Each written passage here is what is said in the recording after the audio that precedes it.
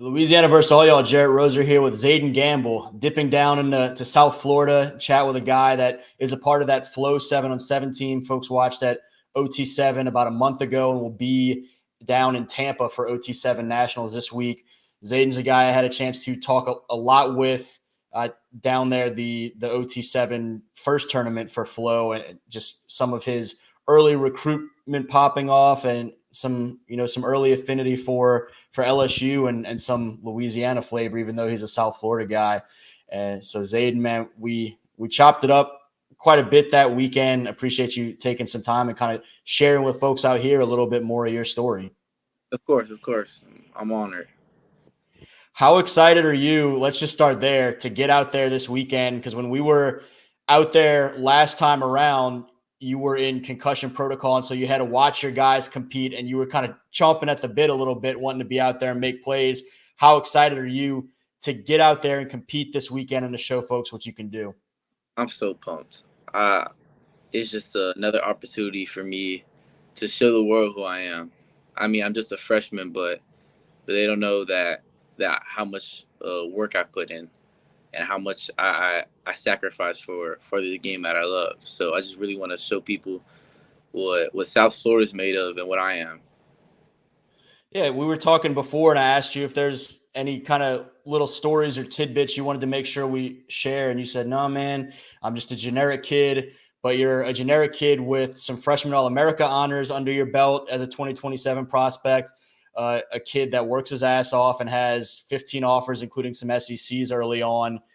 So, I mean, tell me a little bit about when things started to click for you, where you realized that, I love playing football and I'm pretty not only pretty good at it, but I really have a chance to do something with this game.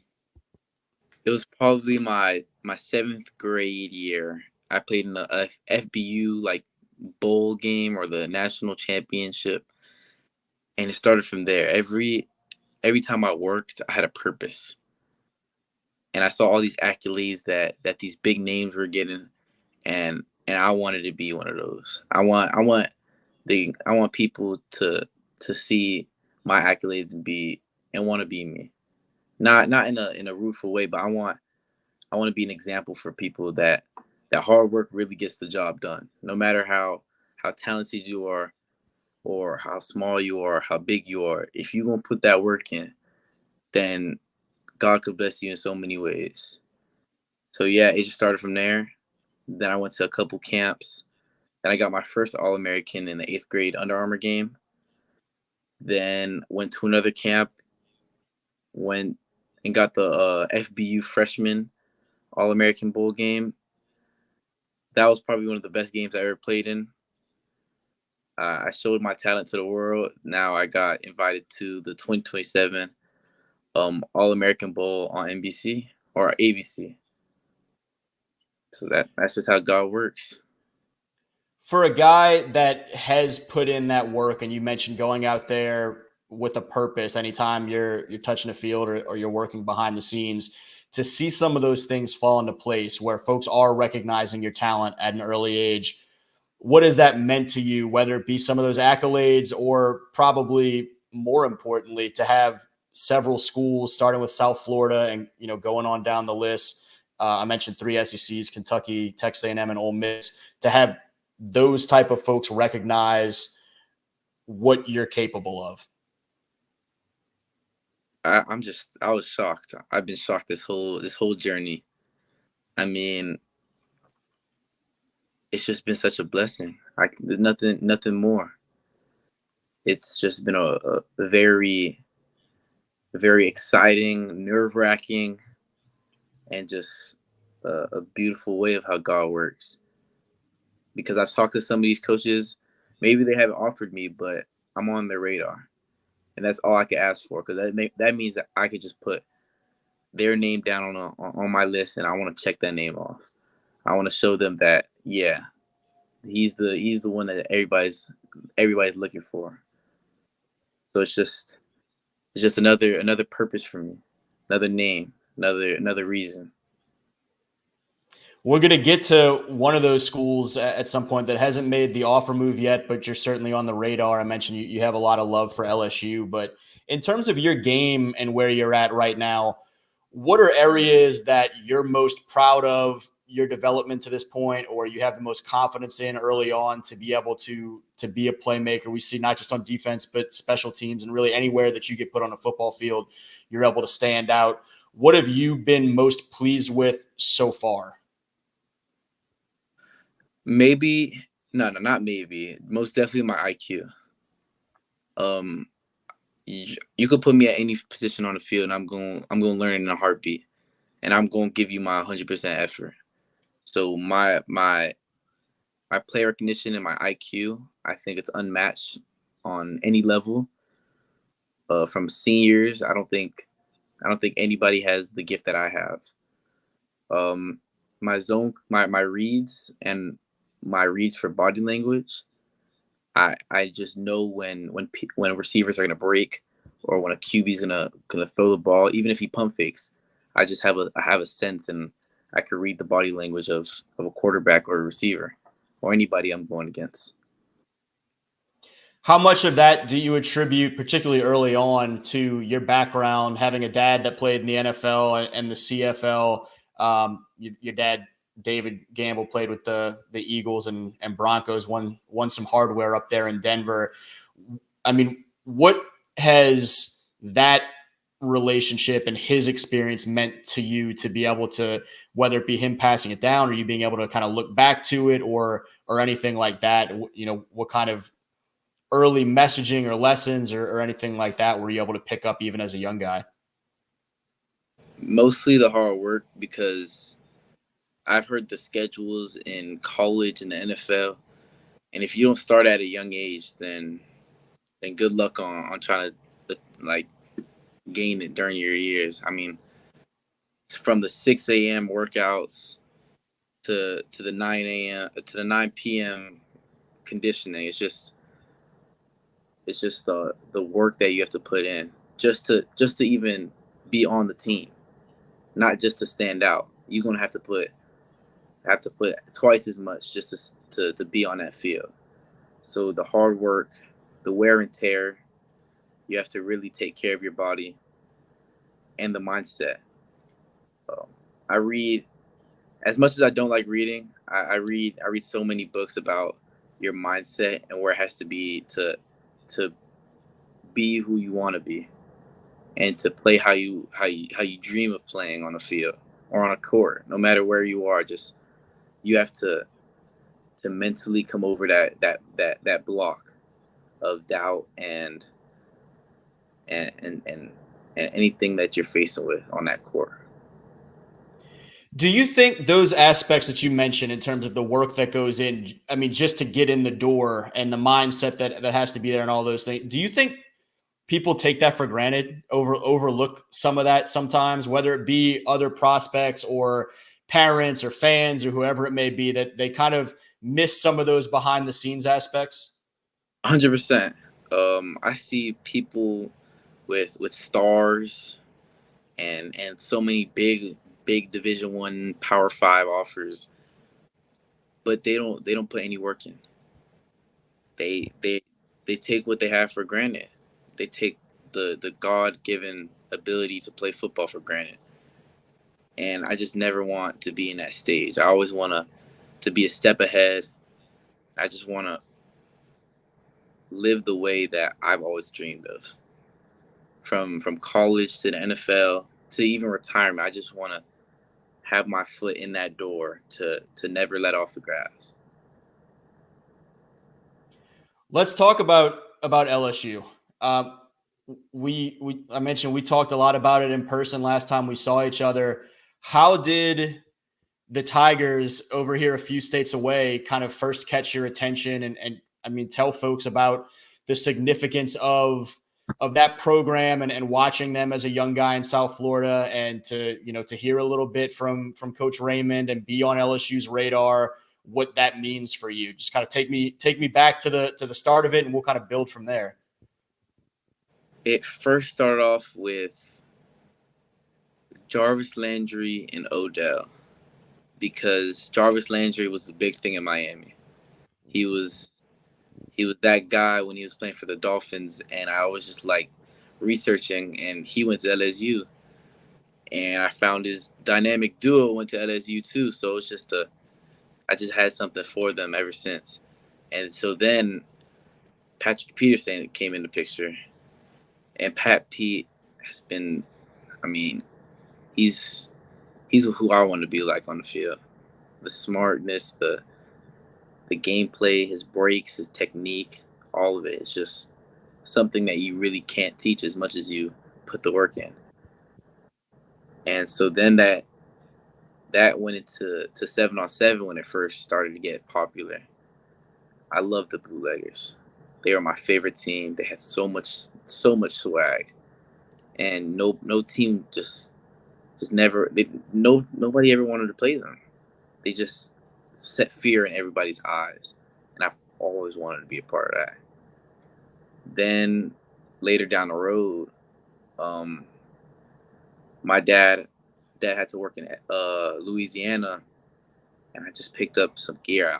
I just had to go to a Dick's and find some LSU gear that I could rock, and I just never looked back to this day. I just loved the Tigers, and now to be on their radar and to speak to some of their coaches and get invited to these camps, it's just a dream come true, honestly. I don't know if you saw yet, but Patrick Peterson is in Baton Rouge this weekend as they host a lot of their 2025 targets. DJ Pickett's in town and some other guys. As a young guy that is going through this recruiting process, to see guys like that back on campus and still being a part of the program, what does that mean, or what kind of message does that send to know, hey, this guy that I know went there and I enjoy watching play on Sundays, he's still around when he can be? It shows me that this school or wherever it is has a real bond. And some schools don't really have that. They have these players that went and they have their legacy there, but they don't really show the love that they put into the school. And maybe the school didn't give them the love that they needed. So just to see that these players are coming back to their alumni, it's just that makes me want to go to school even more, so that they're gonna care for you no matter where you go, how you do, but they're gonna be there for you every step of the way, every step of your journey. What's it like being a young student athlete in South Florida who really enjoys LSU and really enjoys the Bootleggers when you're down there in Gator country and Hurricane country and SFE and Fire and all those programs through the years? What is that like? I imagine y'all have you and your teammates have had some pretty fun conversations along the way where y'all are kind of jawing at each other a little bit about who's the best on Saturdays or who's the best in the spring. 100%. I mean, I've always been against Florida teams because everybody around Florida team, everybody's going for a Florida school. But I mean, I kind of have an open heart for everybody now, because everybody's showing me love, and I can't show hate back, because that's the last person I want people to see me as. So I've kind of accepted it now. So maybe I could go for you this 1 week, but if you're playing the school that I like, maybe I go for that school. So that's how it is nowadays. But 7-on-7 in Florida, I promise you, there's nobody, no state can ever outdo us. It goes down in South Florida. Yeah, it's just the competitive nature. Nobody has the dogs like we do. No matter if you did good on your regular season, them boys gonna come show out in that 7-on-7 tournament. So I mean, just the people you play against and the teams, everybody's gonna have a name nowadays. But what do you have that really shows them, or what do you have that stands out to them? That's kind of what it is now. What should folks expect? This we're doing this interview on Saturday. It may wait and go up on Monday or Tuesday. And so in a couple of days from when folks are watching this, when you're out there on the field with that Fleaux group, you may have mentioned some of the things earlier in terms of just the strong suits of your game, but what should folks expect to see from you when the highlights are hitting Twitter and Instagram, or the games are on the YouTube channel or NFL Network or wherever they are on those given days? What do they need to be watching out for from Zayden Gamble? They need to watch out for everything, because I'm just a havoc on the field. Either going to be good for your team or bad for the other. That's just how it rolls. I mean, I have so much passion for the game that I don't want to get off the field, no matter where I'm at. I could play quarterback for a job if they really want me to, but I want to stay on that field, and I'm going to play my heart out every play. I promise you. No matter if I'm hot, no matter if it's 200 degrees out, I'm going to give my 100% into any program I step in. If I'm at a JUCO, I'm going to give it all until I make it. But I won't stop. I need my story to end. I need my story on the news. I want my name to be on a header. I want my jersey to be hung up on the stadium, and I want a gold jacket. That's my goal. I want to be the best to ever come out of South Florida. Have you figured out this summer schedule in terms of camps you're going to get a chance to hit? Are you going to get a chance to come up here and visit us in Baton Rouge this summer, or how much have you figured out what's ahead these next few weeks? So I am visiting Baton Rouge the 20th or maybe 21st. Yeah. I haven't really set my eye on anybody else. I'll be coming up to Baton Rouge 20th or 21st for a camp. But my eye hasn't been really on any college camps this year, because I just want to be there for my program, and we have some really tough games this year. We play Chaminade, Bishop Gorman. We have our first game. We play Columbus. We play all these big name schools, and we need to be there for every step of the way. So I can't really spend my time so much on these visits and camps. I got to be there for my program, because this year is going to be our breakout year. No doubt. In terms of you this year as a part of that team, we talked about some of the things that you've been most confident in so far, some of your early strengths. Are there specific priorities in this offseason that you're hoping to see notable progress? If we say, okay, this is something we're going to see from Zayden this fall that's maybe a step ahead of, or we've seen a notable stride or something that's been added from what we saw as a freshman, what are those things, if there is anything specific? Maybe my athleticness. I was 100% athletic. I was very athletic last year, but the work I put in, as I've stated before, I just feel like a different animal now. I feel as nobody can stop me. So I feel like you guys will see the work I put in on these fields.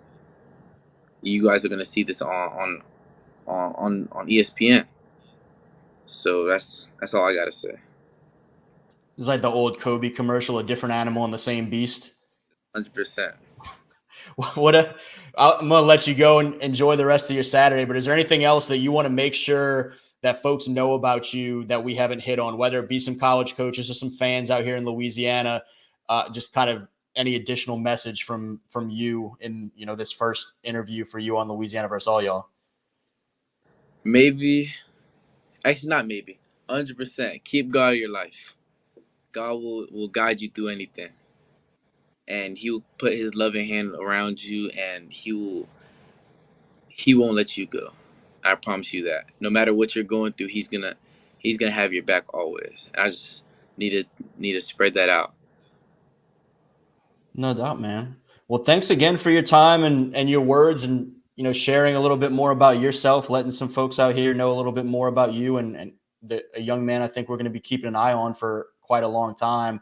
Again, he's Zayden Gamble, a rising sophomore down at St. Thomas Aquinas in Fort Lauderdale, a freshman All-American. He mentioned the 8th grade All-American. highly recruited prospect already. LSU has him firmly on the radar, and we'll see him here in a couple weeks. I'll see you in a couple days, man, down in Tampa. Sir, go Fleaux.